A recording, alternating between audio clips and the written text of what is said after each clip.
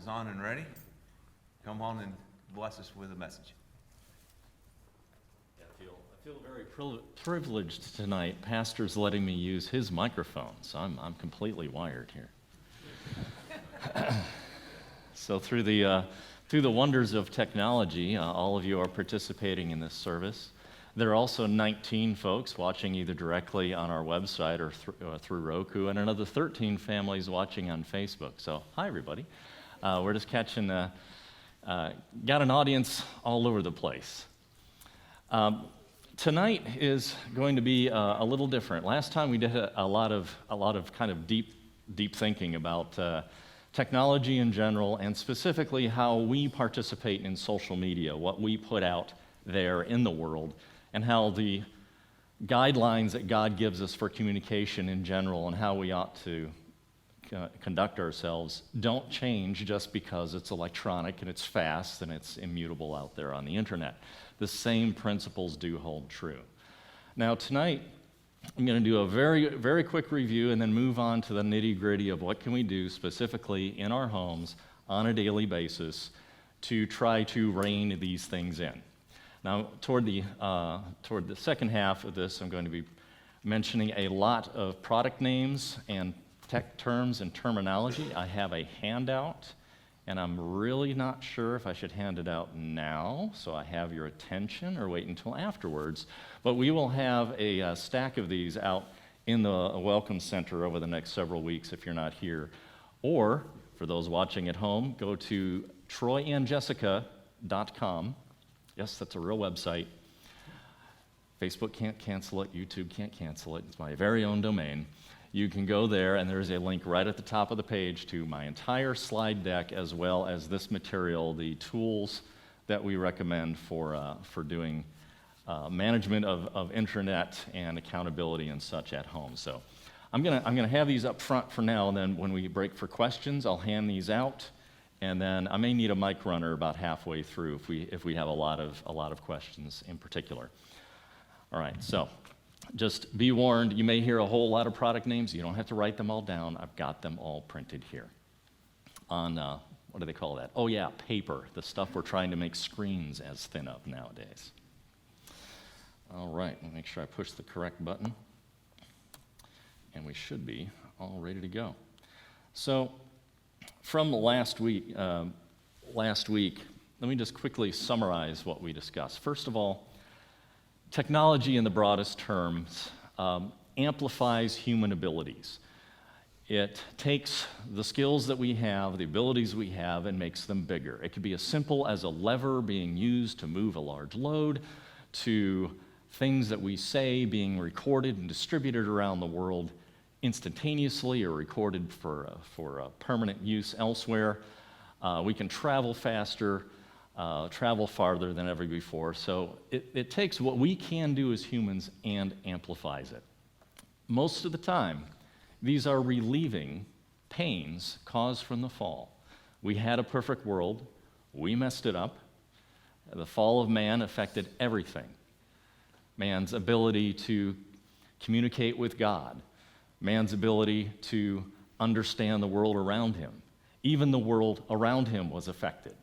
You notice that man was not created to mow lawns, he was created to tend gardens. The Homeowners Association still isn't working with me on this. I'm working on it. They seem really insistent that I actually continue mowing. But God didn't say after the fall, you no longer have to tend the earth. That's still our responsibility. What happens now, we kind of work against it. Thorns have come up, and now thorns in our personal lives because of that broken relationship with God. So a lot of what we use technology for is alleviating some of these pains that became of the fall. Most of what we do in technology nowadays seems to imitate some attribute of God. The internet, this giant hive mind of all the world's intelligence, seems to be imitating God's omniscience.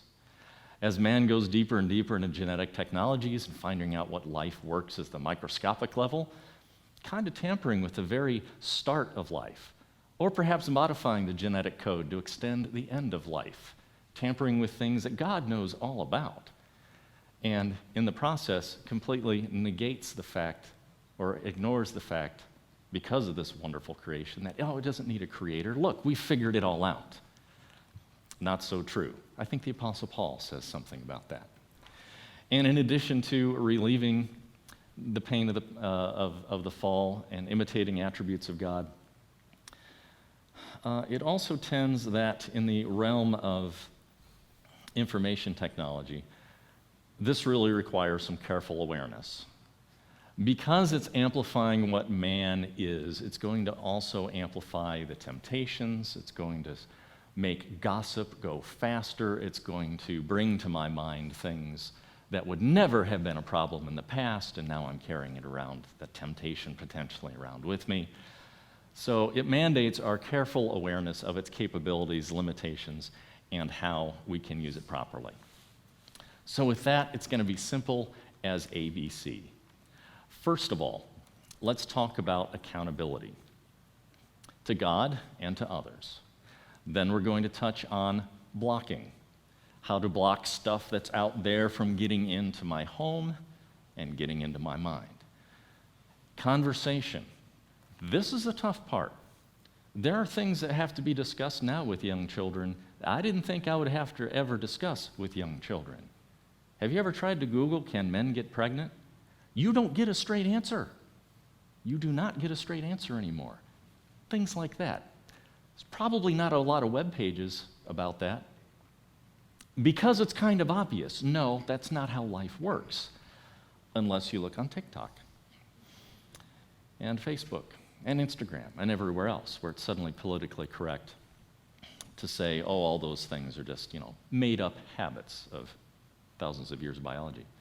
So conversations and the kind of conversations we have. Now to do this, we're going to have a few different kind of tools. We have tools that are good for nothing. I mean, they're good, they cost nothing. And then things that are better for a little bit of money. We're not looking for you to go out and spend $1,200 on an iPhone or a very expensive device. We're hoping to be wise with the money that we have to help rein in some of our internet. And then finally, we'll do some geek secrets, a few special tools for those who have extra computers laying around. You want to build your own firewall? There's a fix for that. It's a little geeky, probably going to take all weekend, but it's a great crash course in networking. And then I'll take Q&A. A lot of people would probably ask, why in the world would I want to build my own firewall? Well, there's a good answer for that. You don't have to. Accountability. How to define this? Well, actually, Merriam-Webster has a pretty good definition. Let's go with this. Accountability, an obligation or willingness to accept the responsibility or account for one's actions. This is something we all love to have in our leaders, but often we give ourselves a pass on, a few edge cases there. It's not really that important. But definitely, I want my leaders to be held accountable. I want those politicians to be held accountable. That's really difficult to do for myself, partly because I can be my own worst enemy and just explain away, I can kind of skip on that. So an accountability, easy to define, not so much in practice. And I think there are several areas of accountability we as Christians ought to take a look at. First of all, there is no doubt we are accountable to God. Proverbs 5:21, for the ways of man are before the eyes of the Lord, and he pondereth all of his goings. Proverbs 15:3, the eyes of the Lord are in every place, beholding the evil and the good. 1 Peter 3:12, for the eyes of the Lord are over the righteous, his ears are open unto their prayers, but the face of the Lord is against them that do evil. It's very easy for us to verbally admit that God is omniscient and omnipresent and omnipotent, and yet somehow, so often we think, well, he doesn't see that. He doesn't really care about that. But it's very important that the things we say match up with the things we do. Our confessional theology needs to match up with our practical theology. Your walk talks and your talk talks, but your walk will talk louder than your talk talks. I just had a Patch the Pirate flashback for any of you who know that song. God does watch, he does see, he does care, and he cares too much to let me get away with it. We mentioned this morning about men having a conscience, and that it seems we can bruise it, we can damage it, we can sear it. Nothing says it would ever be destroyed, and God can work through the conscience in mysterious ways, just not often on our own timetable. But he can bring us back to him. Now, God's not in this to keep me from having fun. God is watching and he cares about what I do. It's not to keep me from having fun, it's to make me more like his son. That's the higher purpose to which we attain, regardless of what I think. Here's a few more verses regarding accountability, but accountability to others. We're human. We relate on a human level. We're in this physical world. One of the first things God said was not good. It was not good that man be alone. Okay. If anything 2020 taught us, it taught us some of the pain of being alone, of being isolated, of being told you can't mingle freely because of the danger out there, of having to hide half your face, of cutting off 2/3 of the visual aspect of communication, of never seeing a human smile for all of 2020 except on a Zoom call. It's so much better in person, let me tell you, folks, to actually finally see smiles again. So we need each other. Proverbs 11:14, where no counsel is, people fall, but in the multitude of counselors there is safety. Granted, you need wise counselors, but God can give us counsel through our friends and people we know. Proverbs 24:5-6, a wise man is strong, yea, a man of knowledge increases strength, for by wise counsel thou shalt make thy war, and in a multitude of counselors there is safety. But this goes even farther, and men, I'm speaking specifically to you. Brethren, if a man be overtaken in a fault, ye that are spiritual, restore such a one in a spirit of meekness, considering thyself, lest thou also be tempted. Not, I have it all together, so I will help this brother. No. God knows none of us have it that together. When you go to help, be ready. This could be your problem too. It may be your problem someday. You may need the help. None of us is above needing help, of being told that we have to get something right. Bear ye one another's burdens, and so fulfill the law of Christ. For if a man think himself to be something when he is nothing, he deceiveth himself. But let every man prove his own work. And then shall he have rejoicing in himself alone and not in another, for every man shall bear his own burden. Now note in these words, one another's burdens, that's regarding, it's the Greek term baros, a heavy weight, something that you could not possibly be expected to carry on your own. But in the final verse here, every man shall bear his own burden, that's actually a different word in the Greek, having to do with a bill of lading on a ship. These are the things that you are expected to take care of. There are things God expects me to take care of. And at times, some of those things will be more than I can bear. And God provides ways through his word and through the fellowship of the Christian family here to lift me up and help me bear those burdens when they are too much. We are to carefully help one another, realizing that anyone can be tempted. It's fulfilling Christ's law to help others with burdens that are too heavy to carry.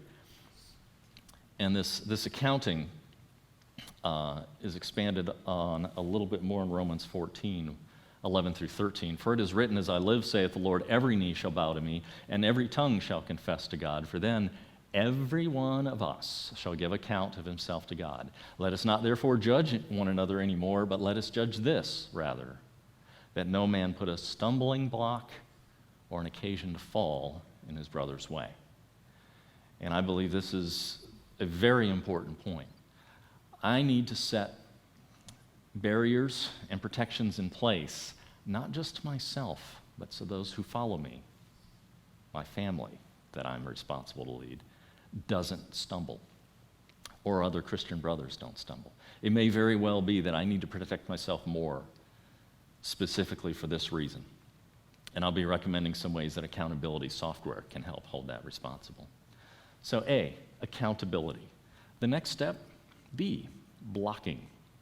I want to just touch on 3 different aspects of blocking the stuff that's out there. First of all, blocking at the border. It's actually possible to modify the settings on where the internet comes into any any point, you'll often hear a router. It's usually the first thing Comcast or AT&T tells you to find. It's this dusty thing under the couch, pull the power, reboot it and everything. Oh, it's all working now. Yes, thank you, that'll be $50. So it's the point where all the internet connections come into the house. If you can modify the settings at that point, you can add a substantial amount of protection at that point. So everything in the house on the Wi-Fi just has some settings that apply across the board. Could be filtering or it could be some other functionality. Now, the advantage of this, you set it in the house once and it pretty much works everywhere in the house.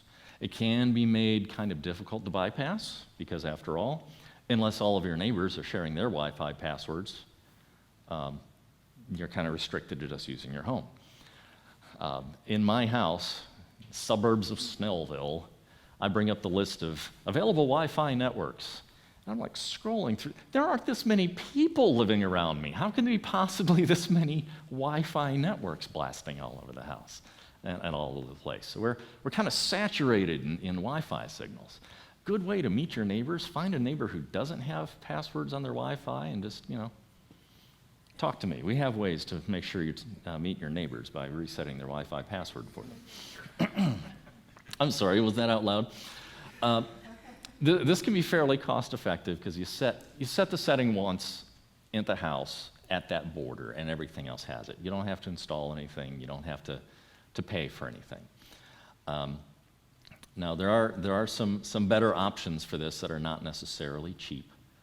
For example, there's a rather non-trivial expensive router provided or endorsed by, of all people, Disney, that gives you great control over the internet in your house. Now, it is a few $100s, but it replaces what AT&T gave you, where they hope that it'll keep using that because that way if you type something wrong, you go to an AT&T search page and see their advertisements. No, I want more control over it. You can replace their device with something else. So in addition to blocking at that border, there's going to be the ability to block things in the household. Most homes just don't have one thing connected to the internet, of course. I mean, you hear the term nowadays called the Internet of Things. I mean, in addition to all the tablets and smartphones and everything else, you may have Wi-Fi thermostats, you may have a Ring doorbell, all of these things in the house. And for any device that lets me just surf the internet and download stuff, there's generally a way to protect that thing, no matter where it is or where I carry it. So for the PCs and mobile devices, there'll be different tools for each. Some of the products I have on my magic little sheet of paper there actually work across PC and Mac and on the smartphone. So it's one ring to rule them all, as it were. The filtering that may be available on your Roku or your set-top box device maybe go under parental controls. That may be different settings. You have a Netflix account, there'll be different settings there. It gets complicated. So there are multiple places to check these settings. And if you're not sure where they are, just ask the teens that are in your house. They'll be more than happy to show you where they are and then hope you don't set a difficult to guess code. So this may require some substantial effort on your part to track all the things down. The advantage is that you can customize it. If I'm going to let my second grader, watch kids' YouTube for some reason, I'm going to lock it down so they can't do anything else on there. I don't want them surfing anything else. That'll have different settings than, say, what the teenager needs or what the adults need in the house. So there will be different customizations, perhaps. It used to be a problem that, I can't install an internet filter. It interferes with this website, or it messes up that game that I like to play, or it messes up this. No, those days are long gone. The days of, I don't want to install antivirus software, it slows me down. The only thing that slows you down are all the pop-ups from Norton. Hate the product. Their pop-ups are one reason. But the vast majority of computers nowadays are plenty strong to run blocking protection and still get work done.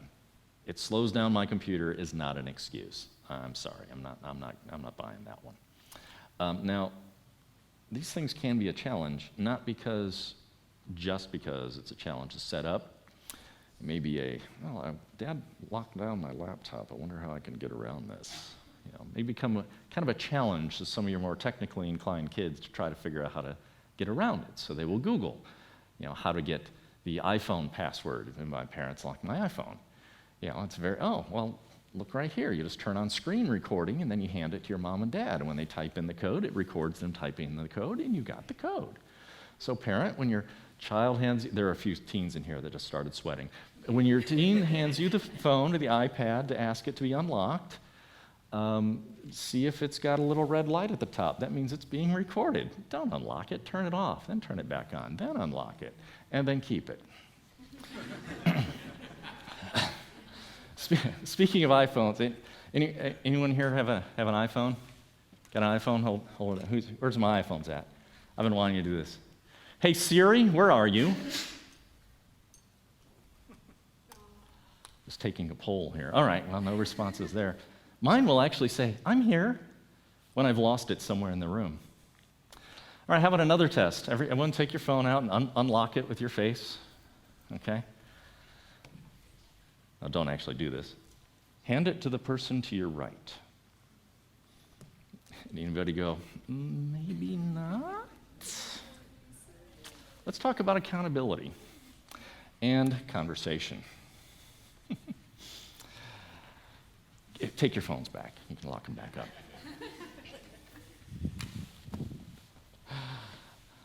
up. Before we move on to the conversation aspect,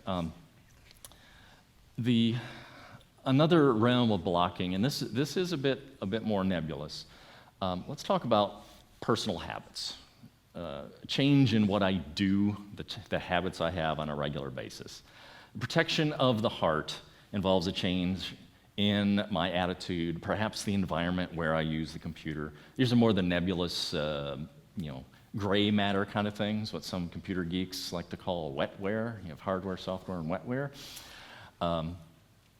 If you've ever had a parent, parents, have you ever had your child complain, you don't trust me? What's the correct answer? You're right. I don't trust me. I don't trust you. Some of these may be a little intrusive, but can be very easily implemented. And it's going to help set good habits in the future. This involves both nature and nurture. Through nature, I will kind of understand, okay, this was a problem for me when I was a kid. I bet you my kids might have a problem with this. And then through nurture, of me teaching my kids what is right and me understanding through Scripture of things that I never thought that could be a problem. I should consider that. So, for example, set rules for when your children are allowed online and for how long they're online. It's amazing that these technologies we have to help save us time don't save time. They turn right back around and let you spend it using the technology that was saving your time in the first place. We have so much free time. The entertainment industry, just look up the numbers on how much money the entertainment industry sucks out of our wallets. It's amazing. We have plenty of time and spend a whole lot of it on the technology. There's a feature called screen time on the iPhone. You can turn it on, don't even need to set any blocking. Just turn it on, let it track how often you use things. And every week you'll get a little prompt saying, hey, last week you used your phone 25% more or 15% less or so on. And I just, out of curiosity, I don't spend that much time on social media. Oh my goodness, 2 hours a day? That accomplished what exactly? Not much. It's easy to find those time leaks using a feature that's built into the phone itself. So set rules for how often and when. If you still have, remember computers used to have big screens on them and they used to sit in one spot, remember that? Desktops, I think we called them. Set those screens up so that you can be walking by and, hey son, what you doing? Just kind of peek in. We have rearranged our office so all the computer screens face the door, so at any time anyone can just kind of peek in and see what's going on. No problem with that whatsoever. Highly recommend it. See no reason not to do that, and it's easy. Keep your computer in a high traffic area, such as the living room or kitchen. Sometimes I think people just are trolling to get responses, but I'll see people post on social media. Well, I've got a problem. My 9-year-old's got a laptop in their room, and I catch them up late watching. Well, what are you doing with internet access at age 9 in the kid's room? Let's roll back to square one, parent. How about being a parent? Okay, I better move on. If your child has an account on anything, Facebook, Instagram, you name it, know the passwords. Oh, so many passwords, got to write them on down. Well, there's a tool for that. You should be able to become your child at any moment on any one of their social media accounts, especially when they're very young. And if they're very young, they probably don't need to be on social media that much anyway. But you should be able to access their accounts at any time. Research the technology. That's why I'm here tonight. Y'all are doing research and learning stuff.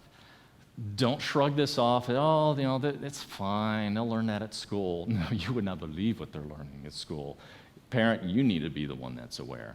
Understand what your family is using. And, don't depend solely on the software.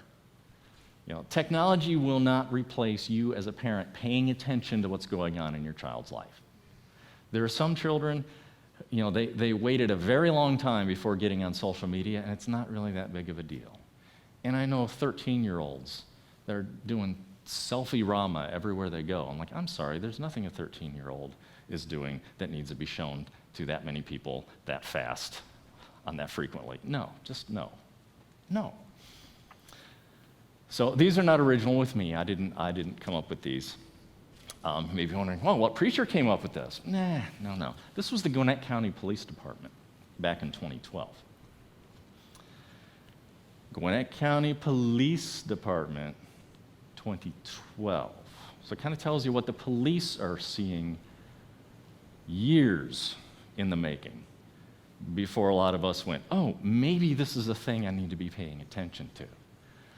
So don't worry, no one's going to think you're a bad parent for parenting and gaining some control over your child's internet. Accountability, blocking. Now let's talk about conversation. Proverbs 22:6. Train up a child in the way he should go, and when he is old, he will not depart from it. Don't think of this as a threat, but a command. Train up a child the way he should go, and when he's old, he won't depart. Now again, does this mean every child's going to be perfect? Absolutely not. But you can put things into your child's conscience at a young age that can stay with them the rest of their lives. And you never know how God will change them through that.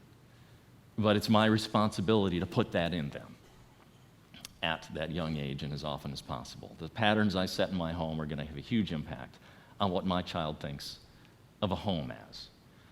My child has a certain thought now of what church means.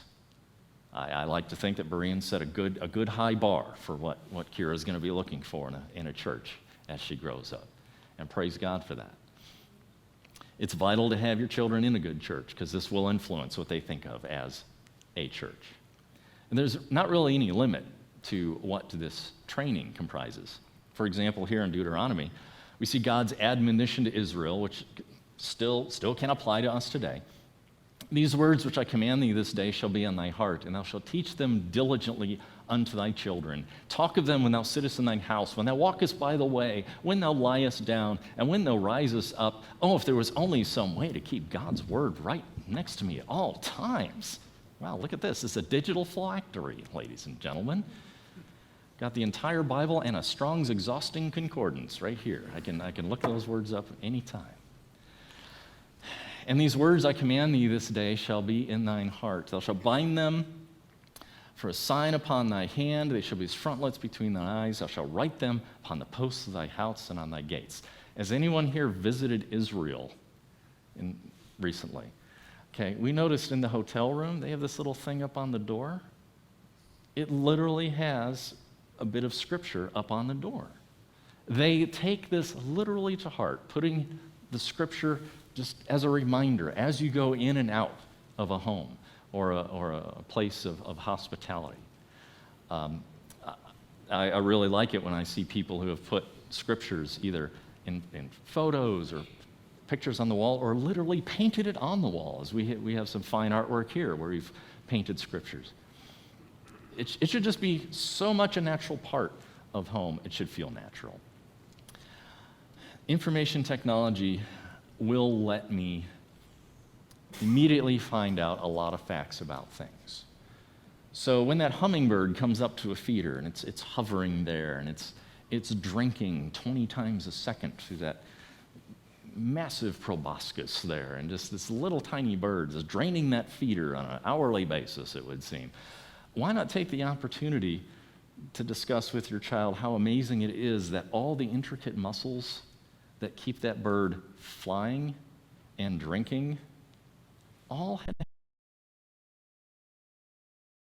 that couldn't have happened over millions of years, but God created that small bird ready and complete to be a hummingbird.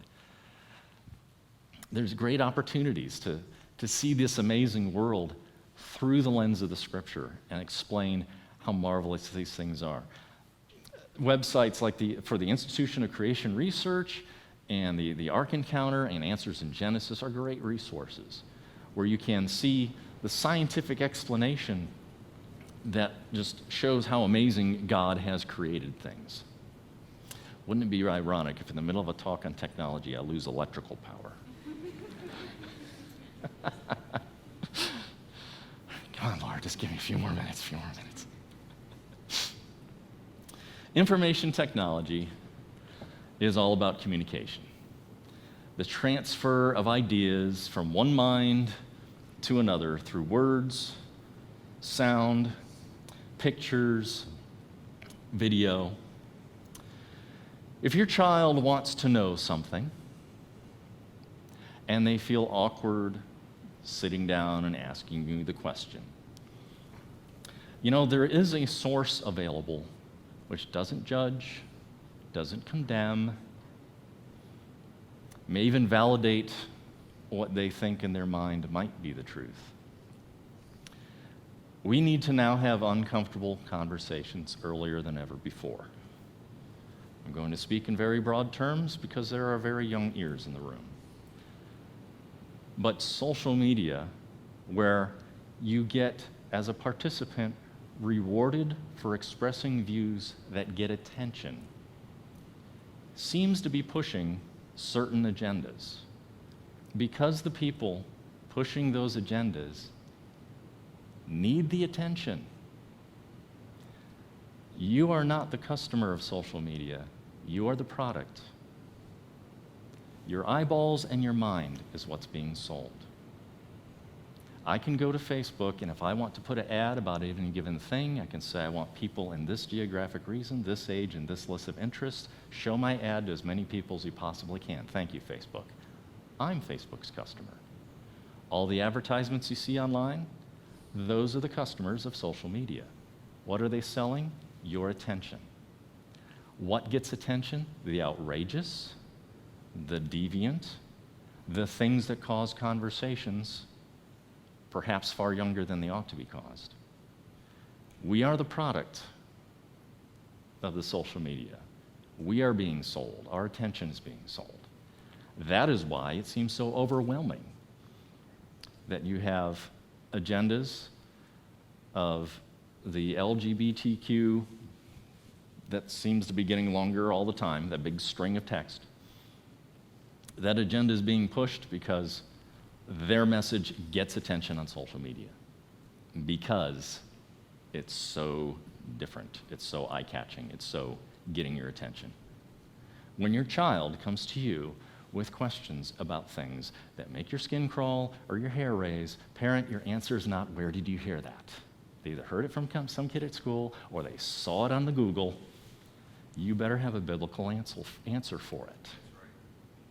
There are biblical answers. God has provided biblical means to satisfy all the cravings of man's spirit and soul. There are biblical ways to handle everything. We are responsible for setting those boundaries. And that's about as far as I'm going to go into that. Speaking of boundaries, usually when you think of setting boundaries, you think of some pretty extreme circumstances. Now, I can tell this is an old picture. Do you know how I can tell it's an old picture? No one has a selfie stick. Okay? So it's an old photo. That is zoomed in a bit far. This is the actual photo. And you know where I am in this photo? Right down there in the parking lot, because there's no way I'm going up on a hill like that. No.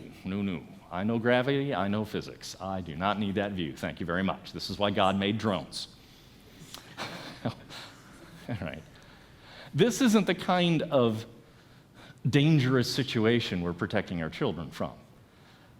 You've heard the phrase, it's better to build a fence at the top of the cliff, not a hospital at the bottom, okay? I would also propose you probably don't want to put a fence where failure of the fence causes immediate catastrophe. Let's talk about a mountain you might be a little more familiar with around here. Anybody recognize this one?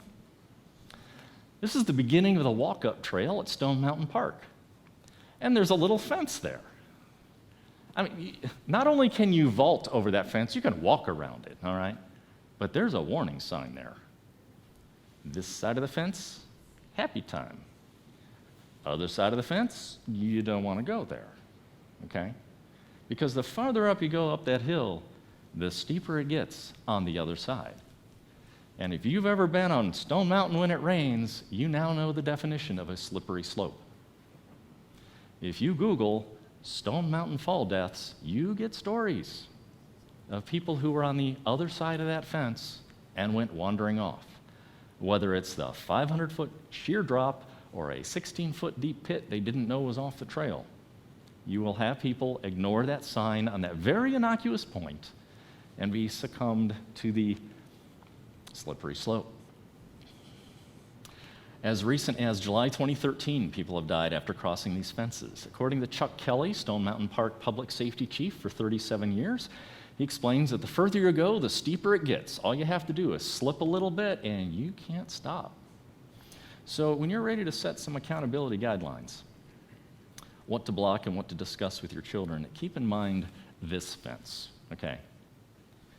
Especially in the context of social media, you tell your kids, not yet, just wait a year, just wait. You can wait until they're 30. They are missing nothing for most social media, okay?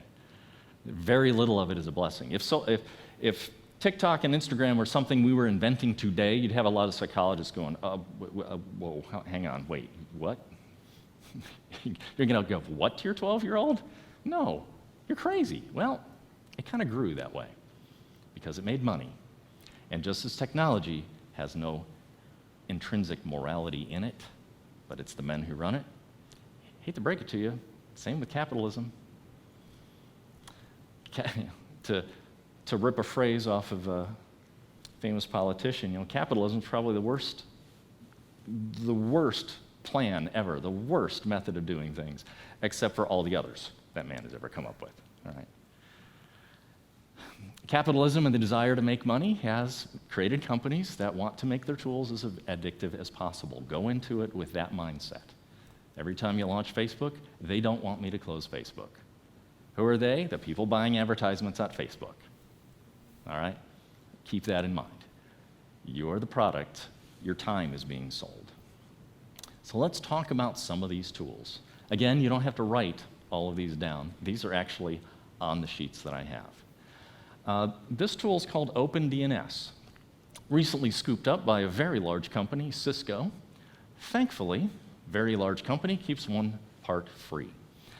They have something called Family Shield, which in general does a really good job of blocking pornographic material and adult material simply by changing one setting in your browser or one setting in the router, assuming the internet provider has given you a router that they haven't completely locked down. The advantage of this is everything in the house gets protected at one place, and it may actually improve your overall internet performance. So OpenDNS, we use it here at church. I use this at home. You can actually sign into it, register it for free, and you can get even more picky and pick more categories you want to turn off or block, or even see what websites have been blocked at my house. It won't tell you who did it, but at least you get an idea of who was surfing what when, and you can start having conversations with your children or your wife or husband. From a security standpoint, I would highly recommend not using Internet Explorer anymore. You know who else doesn't recommend using Internet Explorer anymore? Microsoft, the people who made Microsoft Internet Explorer, they're killing it off in Windows 10. Praise the Lord.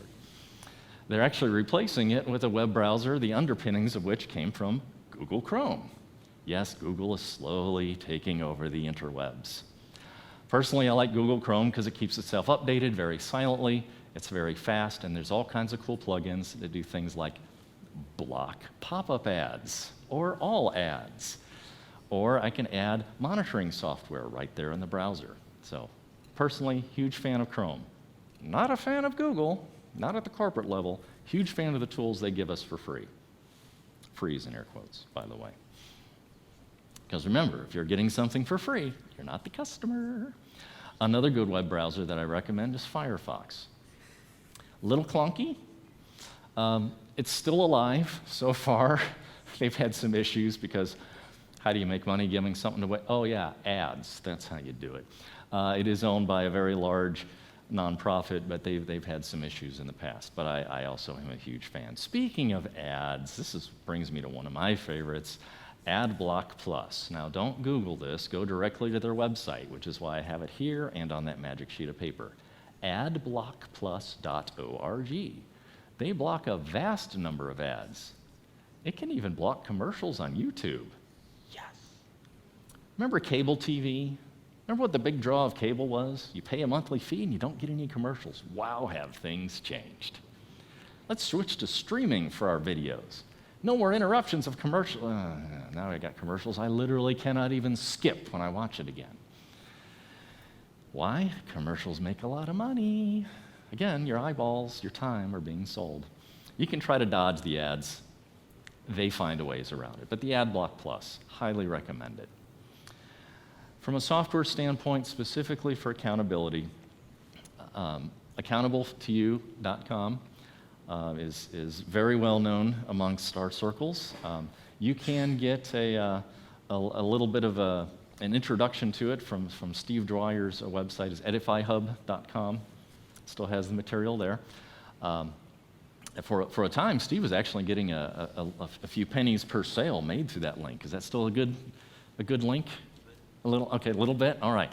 Everyone just edifyhub.com, go there, click that link, buy that thing, buy it through his link. This is accountability software where you designate an accountability partner. They have, their goal is not to block the stuff. I mean, I'm going to be perfectly honest. I know when I'm doing wrong, all right? But if I know that when I do wrong, Steve's going to get an email, or, that's a little more pertinent. I see him every week, So you set up accountability partners who will get a report of, you might want to talk about these web pages that were visited. And there's a version of it that will work on the smartphone.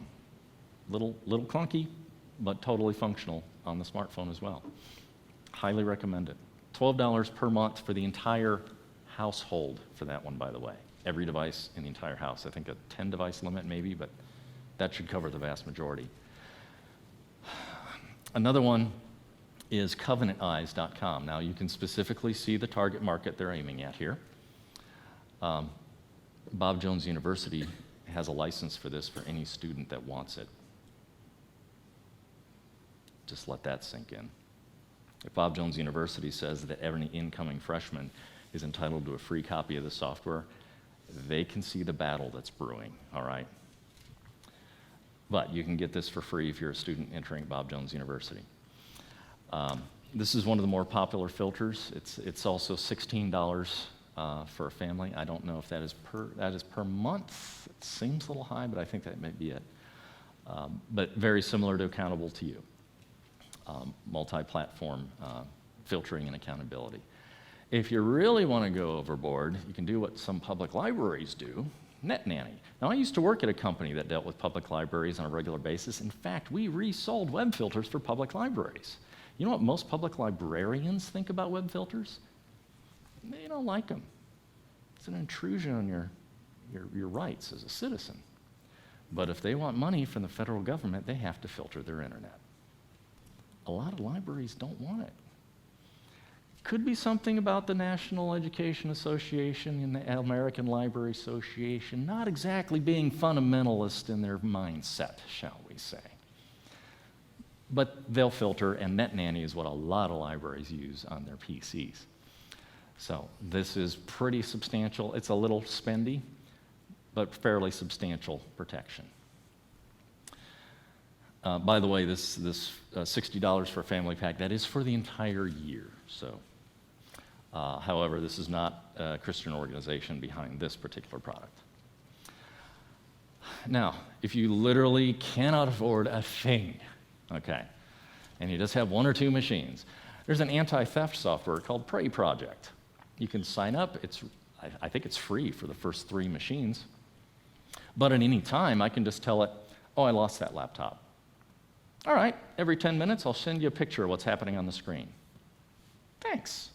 I'll also tell you exactly where it is based on GPS location and Wi-Fi hotspot access. Cool. Anti-theft, and I can take a quick peek over to my kid's shoulder anytime I want. I'm sorry. I can make sure that their tablet has not wandered off anywhere that it shouldn't, physically or otherwise. Another product that I'm familiar with from a commercial standpoint, ActiveTrack. Pro tip, this is not cheap. It is employee behavioral analytics software. But you can get 3 copies for free. I use this at my house. It's on my computer, my wife's computer, my daughter's laptop. And at any time, it just takes a snapshot and uploads it to an off-site website. So I've got a kind of rolling history of what's been happening on the machine. And just your kids need to believe that you can look over their shoulder at any time. I mean, on most routers, corporate-grade routers, I can tell you exactly what I could tell you what everyone in this room's smartphones are doing on the internet through the Wi-Fi, the guest Wi-Fi right now.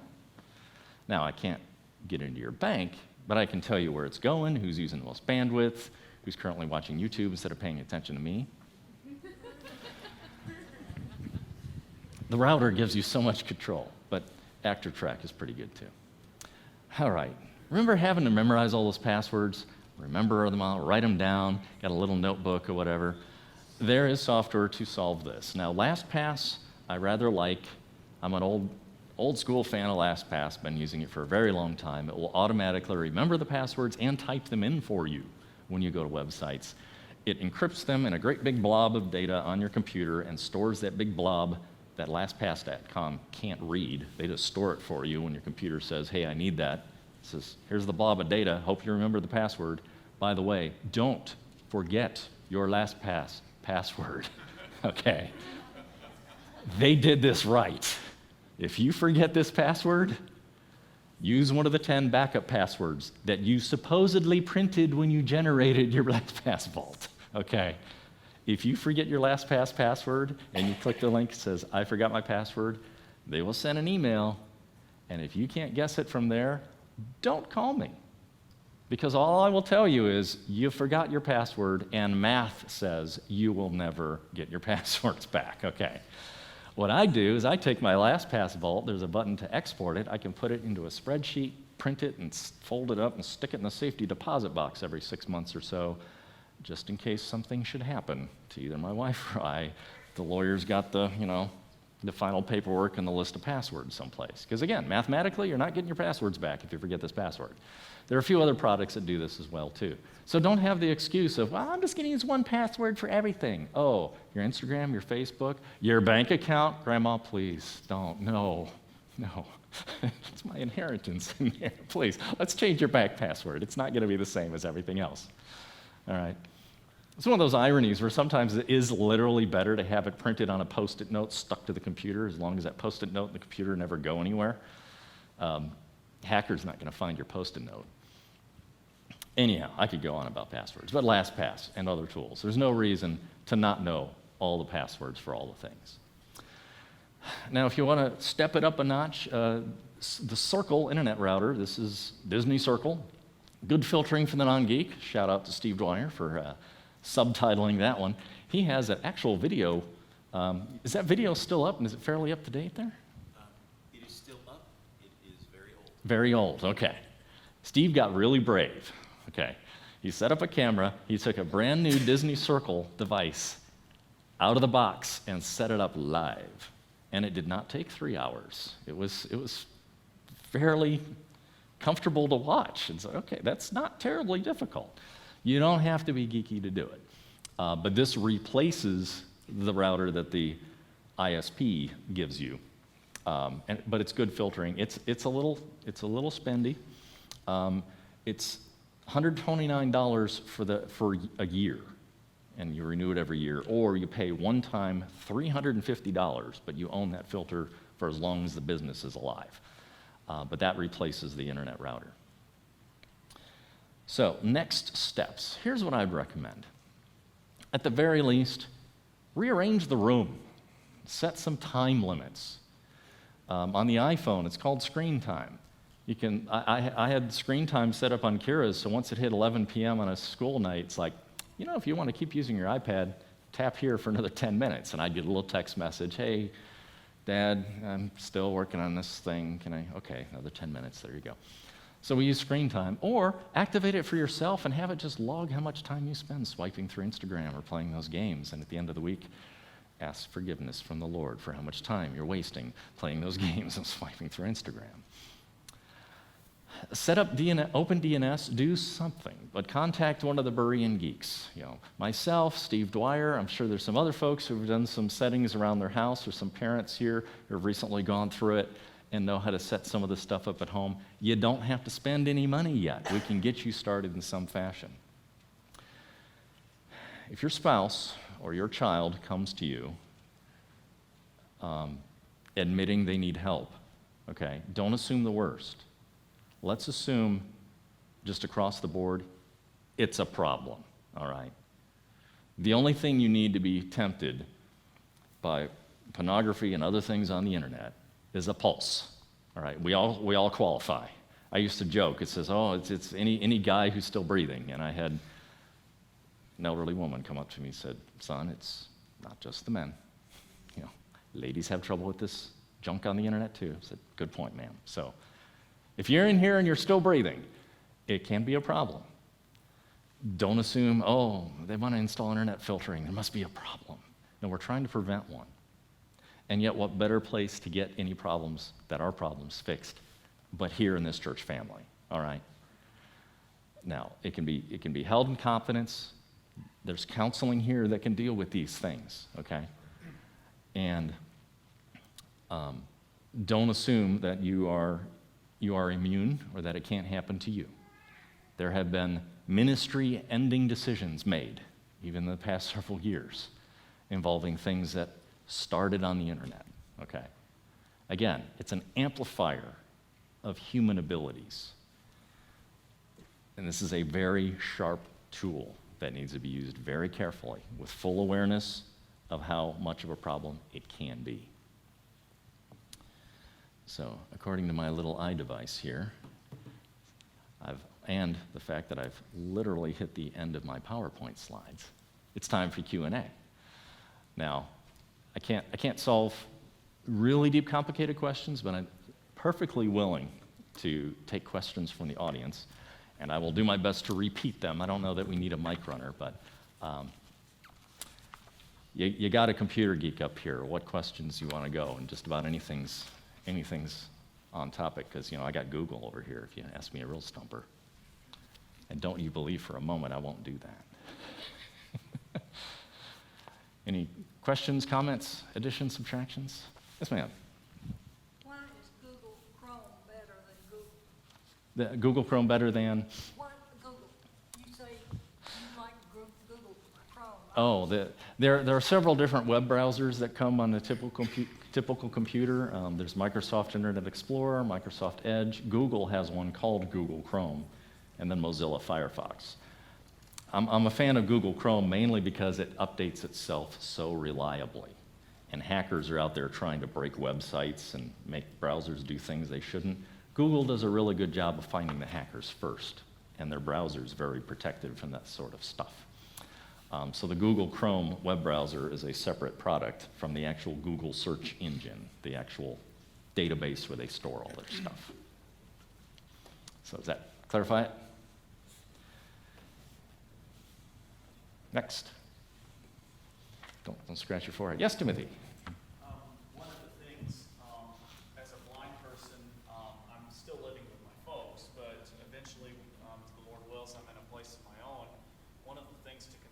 some of the blocking programs is how accessible are they to screen readers? And I realize that may be something you won't be able to answer, but that would definitely be something worth looking at. A lot of the, at least in the case of Accountable to You and some of the other blocks, they throw up a very generic block page, which a lot of screen readers should behave with, but they do so at a fairly low level. So it might be worth testing. So I'm not certain I can speak to the accessibility aspects of some of those products.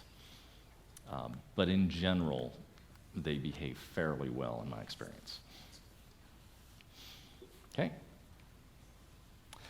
When it comes to limiting how much time you spend on social media, all you teens that were just at the Wilds for a week, what was your screen time use last week? Why not continue that?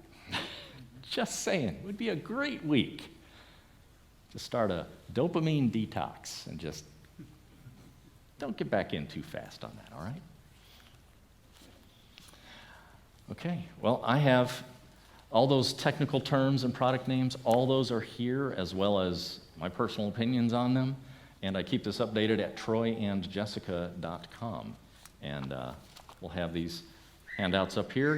You can come get one, and then I'm going to try to keep a stack of these back at one of the tables in the back, periodically refreshed and updated. So thank you so much for the opportunity to share.